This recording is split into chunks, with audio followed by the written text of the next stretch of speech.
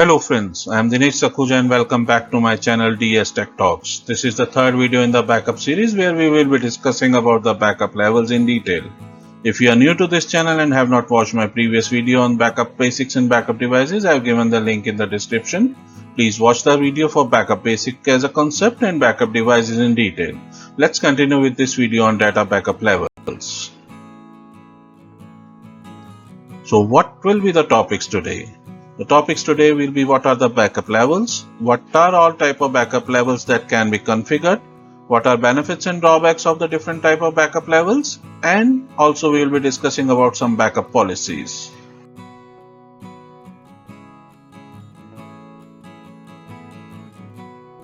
What are backup levels? Data is the backbone of any organization, and data protection against loss, corruption, disasters, human error is one of the major focus for all. In concept, the idea are simple. Although implementing an efficient and effective set of backup operations can be difficult, backing up data is one part of the disaster protection plan. Backup applications nowadays offer several types of backup levels. Backup level is a type of backup we take on particular day as per policy. The amount of data backed up depends on the level defined. The most common backup types are full backup, incremental backup, and differential backup. Nowadays, we have backups being performed both in local data center as well as cloud. In debate over cloud versus local backup, there are some type of backup that are better in certain locations. If you are performing cloud backup, incremental backups are generally a better fit because they consume fewer resources in terms of bandwidth as well as storage space. You might start out with full backup in the cloud and then shift to incremental backups. In-premise local data center hosted backup application can have a mix of backup levels.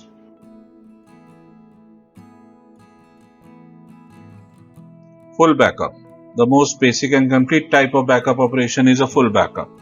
Full backup makes a copy of all data required to be protected backed up to a backup storage device such as disk or tape. One great advantage of full backup during every operation is that a complete copy of all data is available with a single set of media.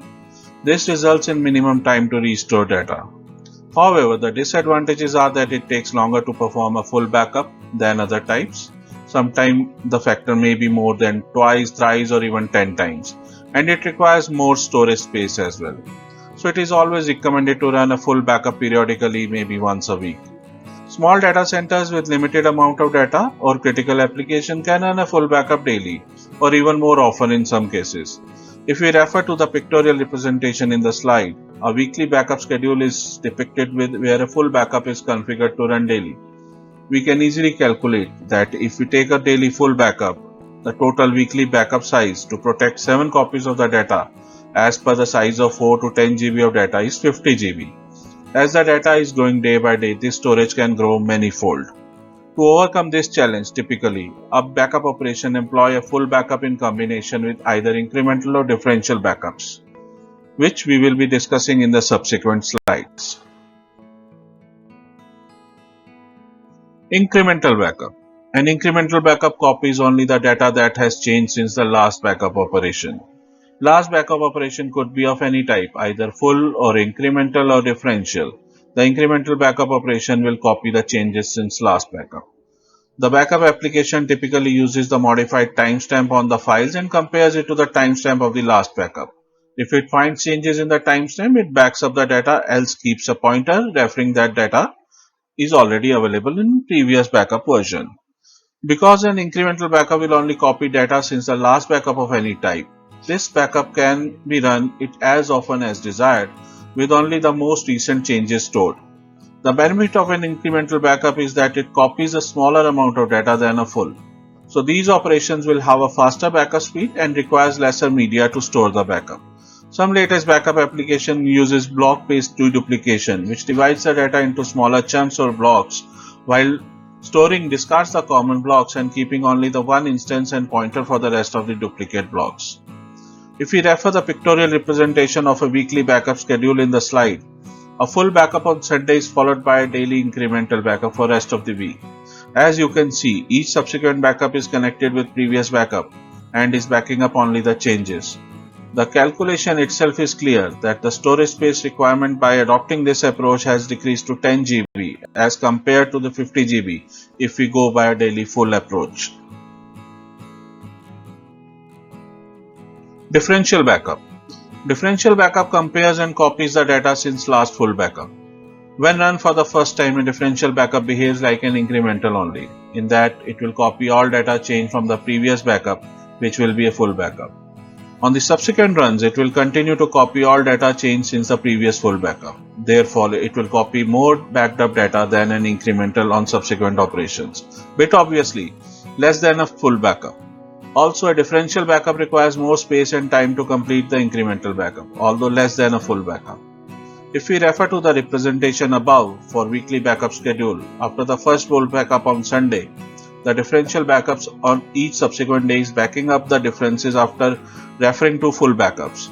So typically, if we compare our previous two approach of full every day and once in a week full and incremental rest of the day approach, this approach is copying more data than incremental approach but lesser data than the daily full backup approach. Remember, for daily full, the weekly requirement was 50 GB, for incremental it was 10 GB, and for differential it is 26 GB. Each backup level has some benefits as well as some drawbacks, which we will be covering in next slide.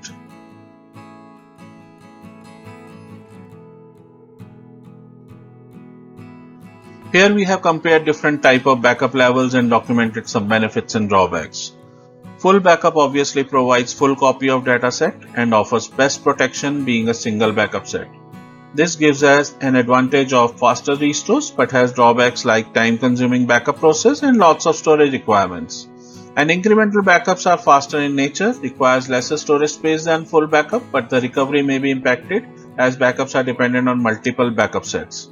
So a full backup combined with multiple incremental backup sets makes a complete backup. If we lose even a single backup set, the recovery will not be consistent.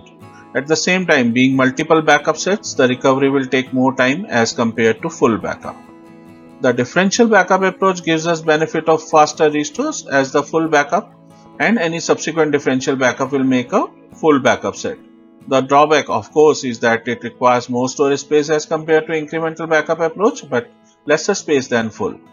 For organizations with lesser data sets, running daily full backup provides a high level of protection without much additional storage space cost. Larger organizations or those with more data or server volumes find that running a weekly full backup coupled with either daily incremental backups or differential backups provides a better option. Using differentials provide a higher level of data protection with less restore time for most of the scenarios, and a small increase in storage capacity is required. For this reason, using a strategy of weekly full backup with daily differential backups is a good option for many organizations.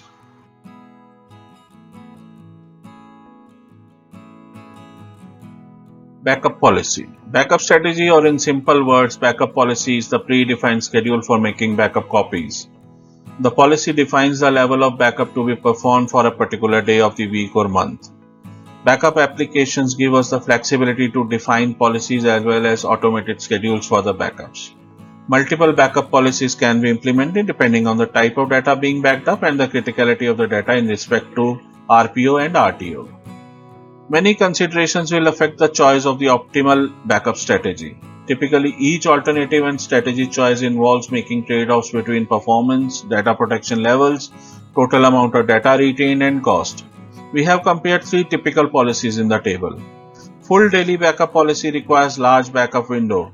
Small recovery window is the benefit, with large storage space requirement again a disadvantage. Weekly full and differential rest of the days has medium backup window and at the same time with medium recovery window. Space requirement is also medium as compared to full. Weekly full and rest of the days incremental requires very less backup window, but at the same time the recovery window is very big. Storage space requirement is minimum as compared to the rest of the two policies. This brings us to the end of this session. Thank you for watching this video. Hope you liked this video. Please do like, share and subscribe to my channel. We will keep bringing you more such videos. This is Dinesh Sakhuja from DS Tech Talks signing off for today. Thanks once again. Bye.